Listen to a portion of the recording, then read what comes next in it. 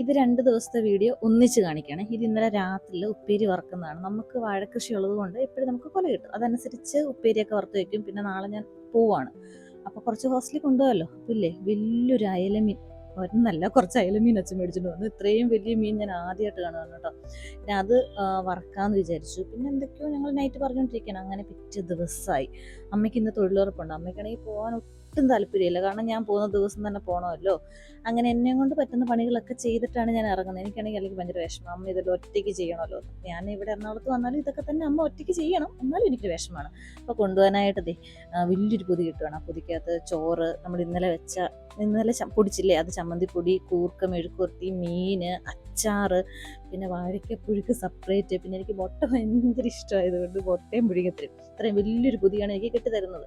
അപ്പോൾ അങ്ങനെ അമ്മ ഉന്തി തള്ളി പണിക്ക് വിടുന്നൊരു സീനാണ്. അച്ഛൻ കുറച്ച് സാധനങ്ങൾ കൊണ്ടുപോകും. അങ്ങനെ അച്ഛൻ ഇടയ്ക്ക് പണിക്ക് പോയി. എന്നിട്ട് ഞാൻ പോകാൻ സമയമായപ്പോൾ അച്ഛനും വന്ന് ഓട്ടോ വന്നോന്നൊക്കെ നോക്കിയിരിക്കുന്നതാണിത്. അങ്ങനെ അച്ഛനും പോയി.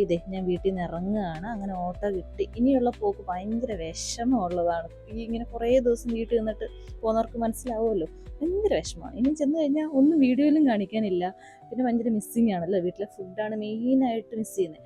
ഞാൻ സ്റ്റാൻഡ് വന്നപ്പോഴത്തേക്ക് ഒരു ബസ് പോയി. ഞാൻ അടുത്ത ബസ്സിന് കയറി. ഈ ബസ്സിന് കയറി ചെന്നപ്പോൾ ഇല്ലേ 1-2 സെക്കൻഡിലാണ് ഞാൻ ഓടിച്ചെല്ലുന്നത്. എനിക്ക് ടിക്കറ്റ് എടുക്കാൻ പോലും സമയമില്ലായിരുന്നു. ടിക്കറ്റ് എടുത്തിട്ട് ബാലൻസ് ഒരു 5 രൂപ കൊടുക്കാനുണ്ടായിരുന്നു ഞാൻ. എന്നിട്ടും അത് വേണ്ട, ഓടിപ്പോയിക്കോ ട്രെയിൻ ഇപ്പോൾ വരുമെന്ന് പറഞ്ഞ് എന്നെ അവിടുന്ന് പറഞ്ഞു വിടുമായിരുന്നു. അങ്ങനെ ഞാൻ ഇന്ത്യൻ റെയിൽവേക്ക് ഒരു കടക്കാരി ആയിരിക്കുകയാണ് 5 രൂപയുടെ. അങ്ങനെ ഞാൻ ഓടിച്ചെന്ന് ട്രെയിൻ പിടിച്ച് നമ്മുടെ എറണാകുളത്തേക്ക് വരികയാണ്. ഇനിയുള്ള വീഡിയോസൊക്കെ എറണാകുളത്തെ ആയിരിക്കും. പക്ഷെ ഞാൻ വീടൊക്കെ ഭയങ്കരമായിട്ട് മിസ് ചെയ്യുന്നു. ഫുഡ് ഭയങ്കരമായിട്ട് മിസ് ചെയ്യുന്നു. വീഡിയോ എഡിറ്റ് ചെയ്യുമ്പോൾ എന്തോ ഒരു വിഷമം.